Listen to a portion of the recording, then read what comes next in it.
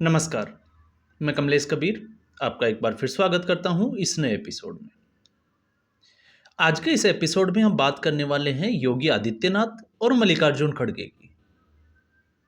और आपसे मैं उम्मीद करूंगा कि आप लोग इस वीडियो में अंत तक बने रहें और अगर ये आपको वीडियो पसंद आए तो इस वीडियो को लाइक करें और शेयर करना नहीं भूलें, क्योंकि इस वीडियो में हम कई बातों का खुलासा करने वाले हैं। और ऐसा क्यों कि प्रधानमंत्री नरेंद्र मोदी को छोड़कर विपक्ष या हम कहें कि कांग्रेस का पूरा इकोसिस्टम इस वक्त योगी आदित्यनाथ के पीछे पड़ा हुआ है, तो उसके कारण भी हम जानने की कोशिश करेंगे। और ऐसा मैं क्यों कह रहा हूं? ऐसा मैं इसलिए कह रहा हूं क्योंकि झारखंड में मल्लिकार्जुन खड़गे ने पांकी की एक जो रैली हुई थी उसमें जिस तरीके से योगी आदित्यनाथ के ऊपर निशाना साधा। क्यों साधा? क्योंकि आपको पता होगा कांग्रेस ने एक इकोसिस्टम पूरे तरीके से जो तैयार किया था, सेट किया था, बहुत सारे पैसे उस पर खर्च किए गए, लेकिन 26 अगस्त को योगी आदित्यनाथ के मुंह से निकले हुए एक नारे ने, बटोगे तो कटोगे, ने पूरा एजेंडा जो है वो विपक्ष का खत्म कर दिया। अब विपक्ष को यह सूझ ही नहीं रहा कि करे तो करे क्या। अब उसी की कड़ी में जो है वो मल्लिकार्जुन खड़गे की ये रैली थी और मल्लिकार्जुन खड़गे ने सीधे तौर से सन्यासियों को, साधुओं को ही कटघरे में खड़ा करना शुरू कर दिया। और कांग्रेस पार्टी का इतिहास है, आज की बात नहीं है, ये पहले से ही जो है वो चलता आया है। लेकिन झारखंड में जो मल्लिकार्जुन खड़गे ने जो वर्ड, जो शब्द जो है वो योगी आदित्यनाथ के लिए कहे, अगर हम उनको समझें तो उन्होंने सीधे तौर से कहा कि भाई आप एक काम करो, दो दो काम क्यों करते हो। मतलब उनका इशारा जो है वो साफ तौर से ये था कि सन्यासी को जो है, साधु को अपना काम करना चाहिए, उसको राजनीति में नहीं आना चाहिए। और दूसरा, उन्होंने कहा कि साधु संत जो है वो सभी के होते हैं। तो मतलब कहने का मतलब यह था कि इशारा एक हिंदू धर्म की तरफ था कि वो सिर्फ हिंदुओं के ही नहीं, वो सभी के हैं। वो भारतीय जनता पार्टी के लोगों के लिए नहीं, वो सभी के लिए है और ये सब लोग जो है वो जानते भी है। तो बांटो और काटो की राजनीति क्यों करते हो? क्योंकि ये काम जो है वो नागपंथी का होता है। मतलब सीधे तौर से ये काम जो है वो सांपों का होता है। अब मल्लिकार्जुन खड़गे जो है वो यहां पे भूल कर जाता है। कांग्रेस के इकोसिस्टम की ये सबसे बड़ी भूल है। और ये इकोसिस्टम हावी क्यों हुआ, अब हम पहले उस पे आते हैं, फिर हम योगी आदित्यनाथ के जवाब पे आएंगे। ये हावी इसलिए हुआ कि 2001 से लेके अब तक, जब से नरेंद्र मोदी गुजरात के मुख्यमंत्री बने हैं और 2014 में प्रधानमंत्री बने हैं, अनेकों बार नरेंद्र मोदी को जो है वो घेरने की और अपमानित करने की पुरजोर कोशिश जो है वो इस इकोसिस्टम के द्वारा की गई। लेकिन आज तक नरेंद्र मोदी ने पलटकर जो है वो इसका जवाब नहीं दिया। और आप इंटरव्यू वगैरह में सुनते ही हो, हर बार वो कहते हैं कि वो दिन में जो है वो किलो, 2 किलो, 10 किलो जो है वो गालियां खाते हैं। ये उनकी सेहत का राज है। तो इससे इस कांग्रेस के इकोसिस्टम को जो है वो, जिसको कहें कि प्रबलता मिली। और ऐसा मैं क्यों कह रहा हूं, अब इसमें मैं आपको एक चीज और बता देता हूं। अभी एक मूवी जो साबरमती रिपोर्ट के ऊपर जो मूवी बनी है, गोधरा कांड के ऊपर, उसमें जिस तरीके से जो ट्रेलर आया है अभी, लेकिन जिस तरीके से खुलासे हो रहे हैं, और खुलासे ये हो रहे हैं कि उस वक्त गोधरा कांड जो है वो एक समुदाय विशेष के द्वारा पूरी प्लानिंग के साथ किया गया, जलाया गया। लेकिन उस वक्त इस पूरे को जो है वो मीडिया के द्वारा, दलाली पत्रकारों के द्वारा जो है वो इसको दबाया गया और कटघरे में खड़ा किया गया नरेंद्र मोदी को। लेकिन उस वक्त आपको पता होगा, शायद आई थिंक नानावती आयोग था, उसके सामने नरेंद्र मोदी जो है वो उपस्थित भी हुए, 2 घंटे तक जो है उनके सवालों के जवाब भी दिए। लेकिन इस सिस्टम के खिलाफ जाकर उन्होंने कभी कोई टिप्पणी नहीं की और उनको बाद में जो है वो सुप्रीम कोर्ट से क्लीन चिट भी मिल गई। और वो पत्रकारों के नाम लेने की मुझे लगता है कि जरूरत नहीं है। बहुत सारे लोग जो थे वो उस इकोसिस्टम का एक हिस्सा थे। और 2014 के बाद में तो आपको पता होगा, मणिशंकर अय्यर से लेके आपने देखा होगा मौत का सौदागर और तमाम तरह की टिप्पणियां जो है वो नरेंद्र मोदी पे की गई। लेकिन विपक्ष ये भूल जाता है कि नरेंद्र मोदी से अगर वो योगी आदित्यनाथ के ऊपर आते हैं तो विपक्ष जो है वो यहां पे गलती कर जाता है, क्योंकि योगी आदित्यनाथ वो चाय वाला नहीं, वो गाय वाला है।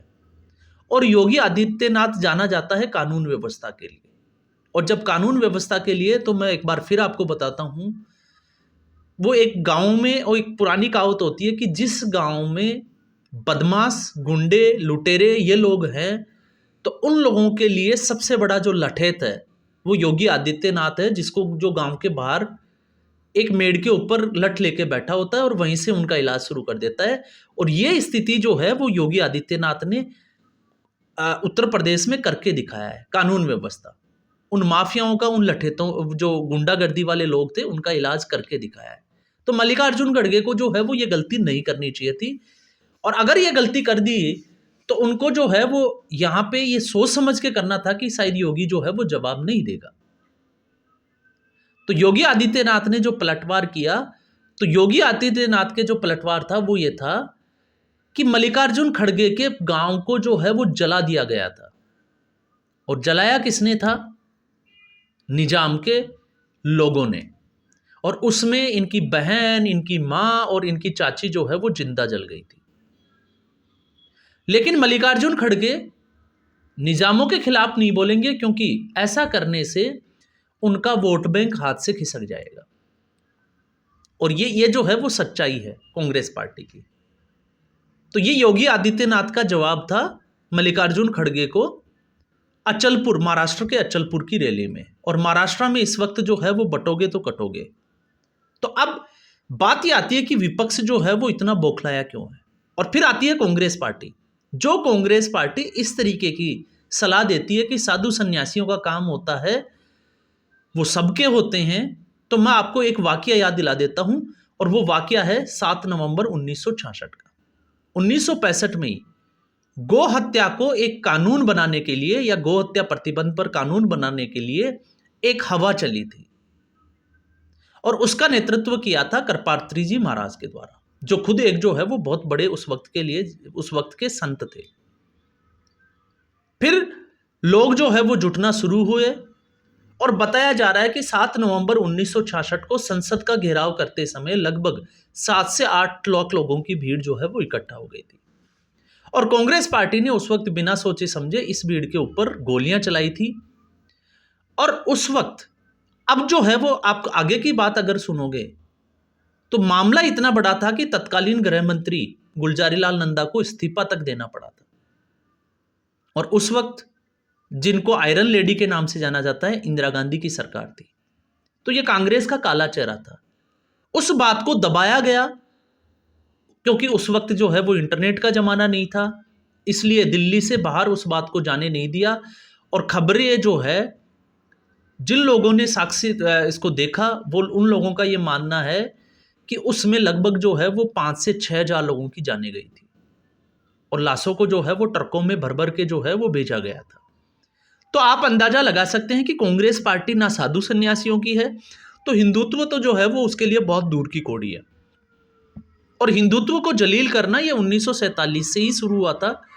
1947 में जिस तरीके से बंटवारा हुआ धर्म के आधार पे, और उसके बाद में जब मुसलमानों को भारत में भी रहने की सुविधा दी गई, तो फिर कांग्रेस पार्टी के लिए मुस्लिम तुष्टीकरण की राजनीति ज़्यादा इंपॉर्टेंट हो गई थी, इसलिए हिंदुत्व को किनारे कर दिया गया।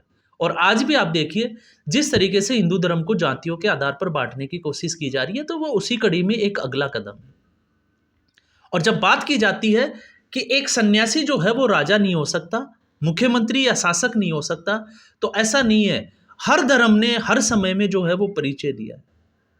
सनातन धर्म की अगर हम बात करें, तो राजा भर्तृहरि से लेके संत पीपाजी और भी बहुत सारे जो है वो आपने देखा होगा कि उन्होंने जो है वो सन्यासी होते हुए उन्होंने शासन किया और अच्छा शासन चलाया। और सिख धर्म की अगर हम बात करें, तो सिख धर्म में भी जो है वो जिसको हम कहें कि जो गुरु थे और जो सन्यासी होते हुए उन्होंने जो है वो राज किया। तो आप अंदाजा लगा सकते हैं कि ये जो है वो आज का नहीं है, ये भारतवर्ष का इतिहास जो है वो पुराना है। बस कांग्रेस पार्टी के ये समझ में नहीं आता है।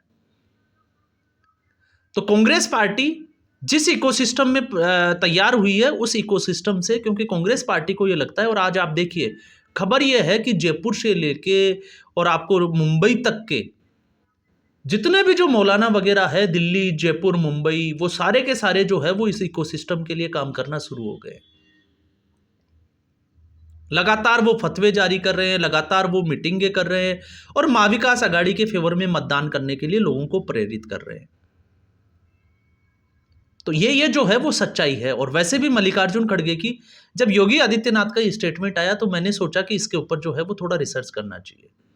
तो जब रिसर्च किया तो पता चला कि 1947 में जहां पे कर्नाटका का वीरवट गांव, और वो कर्नाटका के जो निजाम थे उसके अंडर में था, और वहां पे भी जो है वो बंटवारे में हिंदू मुस्लिम दंगे भड़क गए थे, तो निजाम के लोगों ने उस गांव में आग लगा दी थी, जिस गांव में ये जिंदा जल गए थे।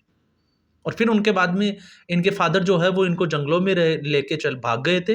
3 साल तक ये जंगलों में रहे, तो बड़े मुश्किल से ये पले बढ़े, और उसके बाद में इनकी शिक्षा हुई, और फिर उसके बाद में ये राजनीति में आए। तो ये चीजें जो है, और ये इस बात की जो है वो सच्चाई है, प्रामाणिकता है। और जब बात करते हैं योगी आदित्यनाथ की, तो योगी आदित्यनाथ ने, भारतीय जनता पार्टी ने वैसे भी योगी आदित्यनाथ को 2017 में जिस तरीके से मुख्यमंत्री बनाया था, सबको चौंका दिया था। जबकि ये 1998 से जो है वो राजनीति में है, लगातार 4 बार सांसद रहे, और उसके बाद में ये जो है वो मुख्यमंत्री बने। और इनके मुख्यमंत्री बनने के बाद उत्तर प्रदेश में जिस तरीके से माफिया राज, गुंडा राज खत्म हुआ, वो आपको और सबके सामने जो है, या हम कहें कि दुनिया में भी इसके जो है वो अब उदाहरण पेश किए जाते हैं। और योगी आदित्यनाथ के ऊपर अब दूसरी समझने की बड़ी बात यह है कि इस वक्त योगी आदित्यनाथ को क्यों जो है वो कटघरे में या अटैक किया जा रहा है। तो इसके पीछे की कहानी यह है कि इस वक्त योगी आदित्यनाथ के पीछे पूरा आरएसएस खड़ा है, पूरा एक हिंदू जिस सनातन धर्म की बात कर रहे हैं, वो अब जो है वो योगी आदित्यनाथ से जुड़ता हुआ दिखाई दे रहा है। और अब तो कुछ लोग जो है वो सीधे तौर पे प्रधानमंत्री नरेंद्र मोदी के बाद में अगर कार्यकाल की बात करें तो योगी आदित्यनाथ को अगला प्रधानमंत्री के रूप में देखने की भी जो है वो चाह रख रहे हैं। ये जो है वो स्थिति बन गई है। और जिस तरीके से मोहन भागवत जी जो है वो योगी आदित्यनाथ के साथ मीटिंग कर रहे हैं, तो वो सीधे तौर से अप्रूवल दे रहे हैं योगी आदित्यनाथ को कि आप जो है वो हिंदुओं को जगाने का काम करते रहिए, हम आपके साथ में खड़े हैं। और यही एक वजह है कि जिस तरीके से हरियाणा में योगी आदित्यनाथ के एक नारे के लिए आरएसएस ने जो है वो जी जान लगा दी थी, और उसके चुनाव परिणाम कांग्रेस पार्टी को भुगतने पड़े थे। अब स्थिति वही जो है वो महाराष्ट्र में बन गई है। महाराष्ट्र में जो है वो आरएसएस और नरेंद्र मोदी साफ तौर से जो है वो बटोगे तो कटोगे तो नहीं कहते हुए नजर आ रहे, लेकिन एक रहोगे तो सेफ रहोगे का नारा जरूर दे रहे हैं। तो स्थिति जो है वो अब शायद आपको जो है वो समझ में आ गई होगी। तो जो साधु सन्यासियों की बात करती है कांग्रेस पार्टी, उसका इतिहास आप 1947 से उठाओगे तो अब मैंने आपको एक उदाहरण दिया है, और वो उदाहरण दिया है आपको 7 नवंबर 1966 का। दूसरा उदाहरण मैं आपको अगर दूं, मैं थोड़ा सा इसको जो है वो ब्रीफिंग ही करूंगा, ज्यादा डीपली मैं नहीं जाऊंगा। जिस तरीके से भिंडरावाले को खड़ा किया कांग्रेस पार्टी ने, और फिर उसके बाद में 1984 में जो हुआ वो पूरी दुनिया ने, देश ने नहीं पूरी दुनिया ने देखा, जिस तरीके से सिखों का जो है वो नरसंहार किया गया।